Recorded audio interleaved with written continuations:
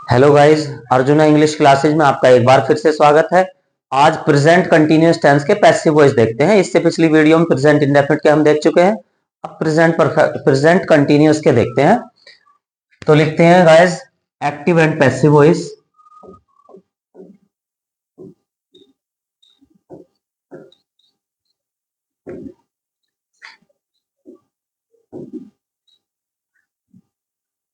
Present continuous tense ये वही tense है स्टूडेंट्स, इसमें रहा है, रही है, रहे हैं। इसकी पहचान होती है। अब एक्टिव वॉइस की हेल्पिंग वर्ब लिखते हैं पहले, इज, आर, एम। और इसमें वर्ब की फर्स्ट फॉर्म में आईएनजी लगाई जाती है। जहां जहां कंटीन्यूअस वहां वहां आईएनजी। अब जब पैसिव वॉइस बनाएंगे तो हेल्पिंग वर्ब में इज, आर, एम तो आएंगे, बीइंग और जुड़ जाएगा। इज बीइंग, आर बीइंग और एम बीइंग, ये इसकी हेल्पिंग वर्ब्स हुई। और गाइस इसमें थर्ड फॉर्म तो आती है वर्ब की सभी पैसिव वॉइस में।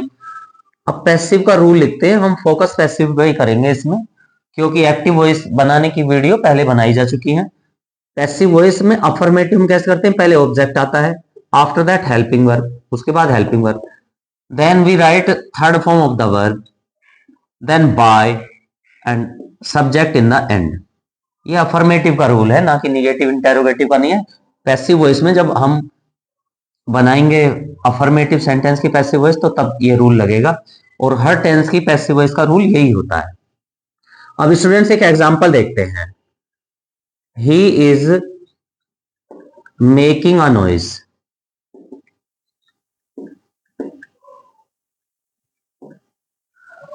इसकी हिंदी हुई वह शोर मचा रहा है।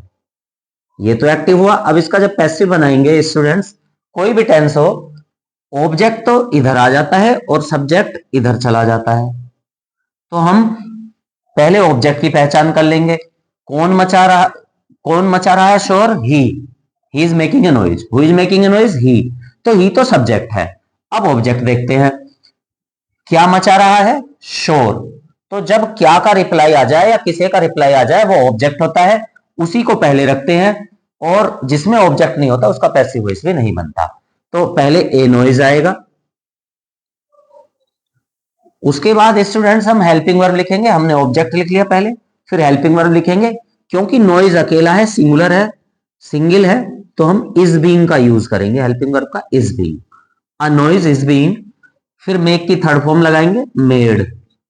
आफ्टर दैट बाय, ही का इधर हिम हो जाता है, पैसिव बनाते टाइम ही का हिम हो जाता है। अब एक और सेंटेंस देखते हैं। आई एम ईटिंग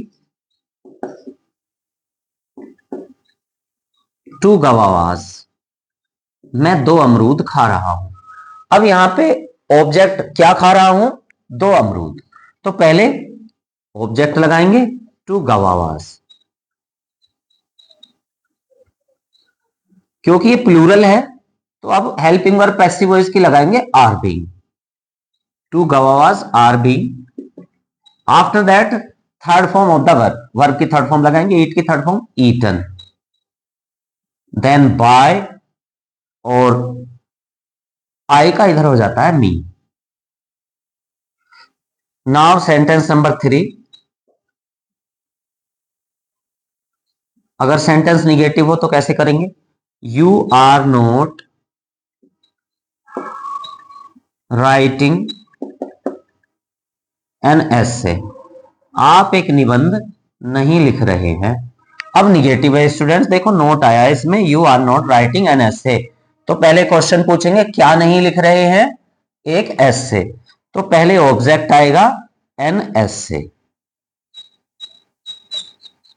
अब क्योंकि सिंगुलर है, एसे अकेला है, सिंगुलर है, तो इज बीइंग लगाएंगे। और दो वर्ड जब जब होंगे हेल्पिंग वर्ब के तो दोनों दूर आएंगे निगेटिव सेंटेंस में, बीच में नोट आएगा। An essay is not being. Now third form of write is written. Write की थर्ड फॉर्म लगाएंगे written. After that by, you का इधर भी यू ही रहता है पैसिव में भी। Let us see sentence number 4.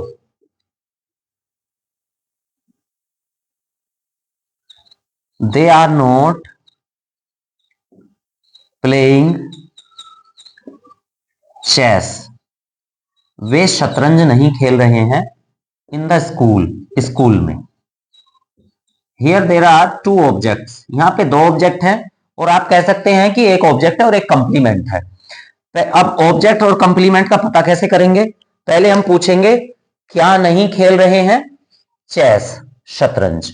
What are they not playing? They are not playing chess. वो शतरंज नहीं खेल रहे हैं. कहां? स्कूल में. ये कंप्लीमेंट है, ये कोई ऑब्जेक्ट नहीं है.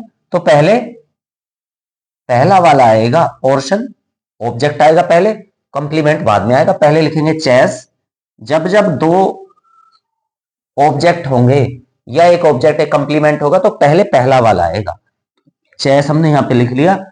और चेस क्योंकि अकेला खेल होता है तो इज और बीइंग लगाएंगे.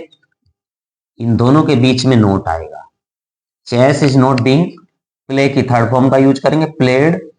आफ्टर दैट थर्ड फॉर्म के बाद और बाय से पहले ये सेकंड ऑब्जेक्ट या कंप्लीमेंट आया करता है. Chess is not being played in the school by, they will change into them. अब स्टूडेंट्स इंटेरोगेटिव फर्स्ट का एग्जांपल देखते हैं. अगर इंटेरोगेटिव फर्स्ट हो सेंटेंस, पहले एक्टिव का रूल लिख दूं फिर मैं पैसिव का लिखूंगा. इंटेरोगेटिव में स्टूडेंट्स को काफी प्रॉब्लम्स फेस करनी पड़ती हैं, इसलिए मैं इनका रूल लिख देता हूं. निगेटिव का नहीं लिखा, ये सिंपल था. पहले हेल्पिंग वर्ब आती है, किसी भी टेंस का हो एक्टिव वॉइस पहले हेल्पिंग वर्ब आएगी. क्या अगर शुरू में आ जाता है इंटेरोगेटिव फर्स्ट में. After that subject, then ING form of the verb present continuous में. After that object and question mark. Passive voice में क्या करेंगे? प्रेजेंट कंटीन्यूअस की पैसिव वॉइस में पहले इजारम में से कोई सा है एक आएगा. हेल्पिंग वर्ब दो वर्ड्स में है तो फर्स्ट वर्ड हेल्पिंग वर्ब का स्टार्टिंग में आएगा. आफ्टर दैट ऑब्जेक्ट, फिर बीइंग आएगा. Then third form of the verb by and subject. After that question mark. और अगर ऐसे ही हुआ दो दो ऑब्जेक्ट हुए या एक ऑब्जेक्ट एक कंप्लीमेंट हुआ तो उसका प्लेसमेंट सबसे बेस्ट प्लेसमेंट यहीं पे होता है, बाय से पहले और वर्ब की थर्ड फॉर्म के बाद ही वो आएगा. Now let us see an example. एक एग्जांपल देखते हैं अब.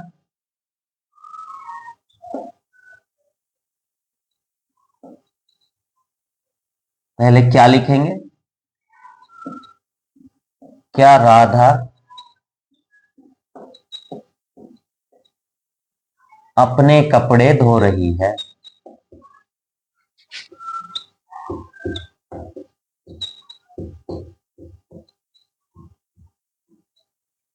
पहले क्या आया है तो अब इसका पहले एक्टिव बनाते हैं फिर पैसिव बनाते हैं. क्या वाले की हिंदी इसलिए लिखी है मैंने, इधर इंग्लिश, इधर डायरेक्ट इंग्लिश में सिखाए हैं, पर क्या वाले को पहले एक्टिव बनाना सिखाएंगे जिससे कोई प्रॉब्लम ना हो स्टूडेंट्स को.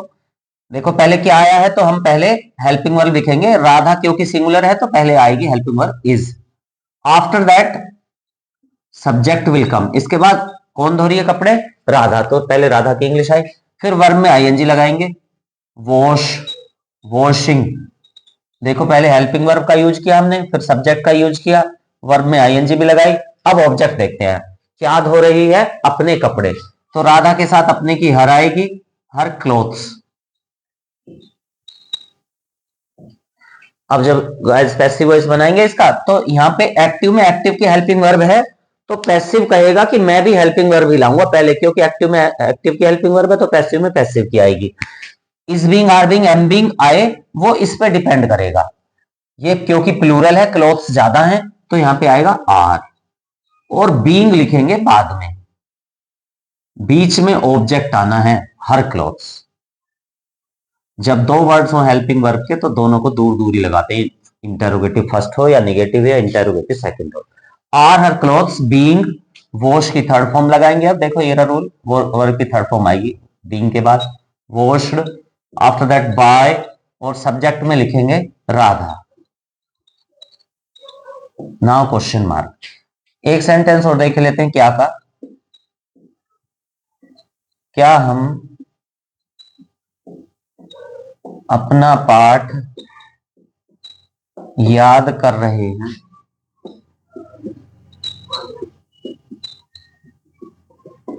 अगेन क्योंकि यहां पे क्या आया है, पहले एक्टिव बनाते हैं फिर पैसिव।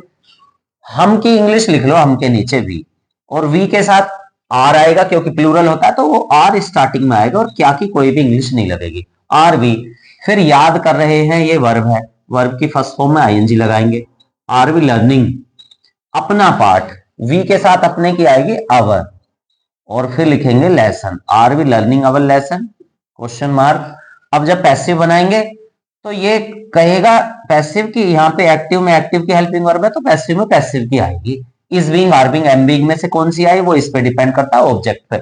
लेसन क्योंकि सिंगुलर है, अकेला है, तो इज लगाएंगे यहाँ पे, इज, और बीइंग दूर लगाएंगे थोड़ा, यहां पे लगाएंगे फिर object our lesson, is our lesson being, learn की थर्ड फॉर्म लगाएंगे learn, after that by, we will change into us, we का कर देंगे इधर अस।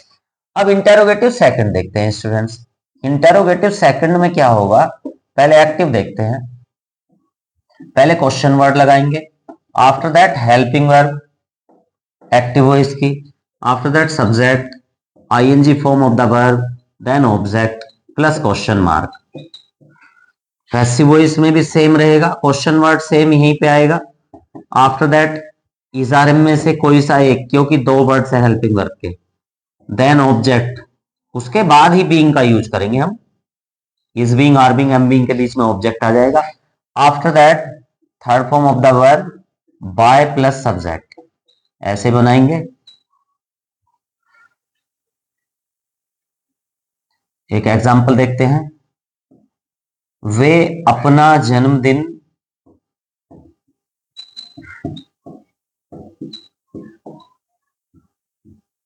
क्यों मना रहे हैं।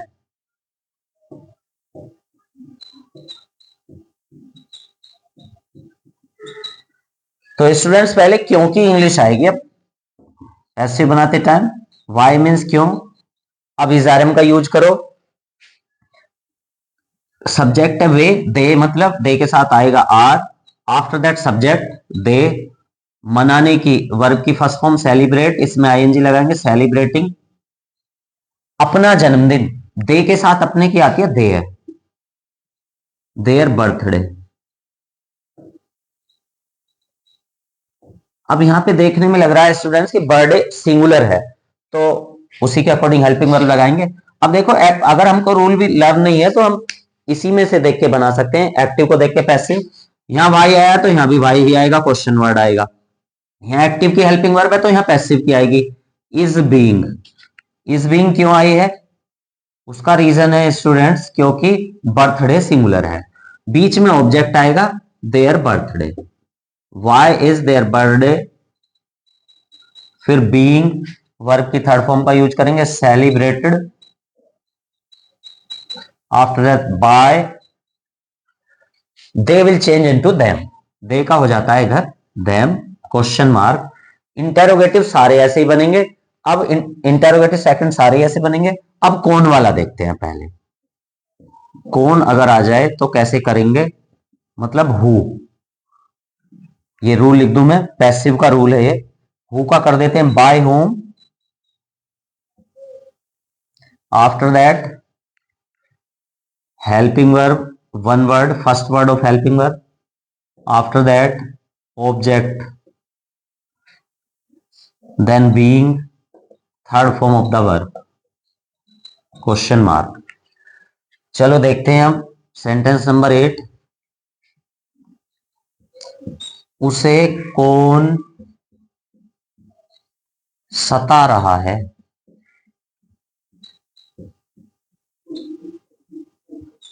पहले एक्टिव बनाते हैं, हु मीन्स कौन, फिर हेल्पिंग वर्ब का यूज करेंगे, हु इज, टॉर्चर मीन्स सताना, who is torturing him, him माने हो गया उसे। अब पैसिव बनाते हैं इस वाले रूल से, पहले हु का कर दो बाय होम,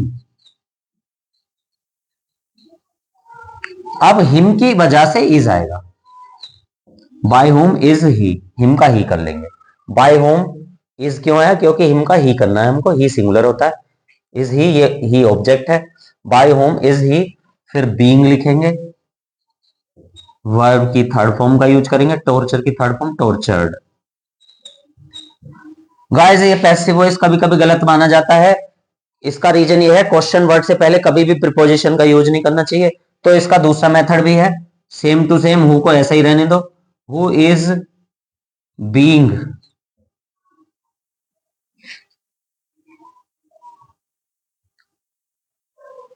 बीइंग बाद में आएगा, पहले हिम का ही करेंगे, who is he being, after that torture की third form tortured, who is he being tortured by का यूज एंड में करेंगे।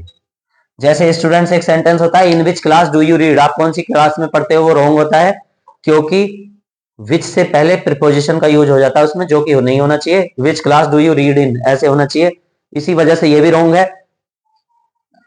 ये भी करेक्ट हो जाएगा अगर बाय को हटा दें, whom is he being tortured by, that is also correct। तो स्टूडेंट्स ये प्रेजेंट कंटीन्यूअस टेंस के पैसिव वॉइस थे, एक बार सबको देख लें।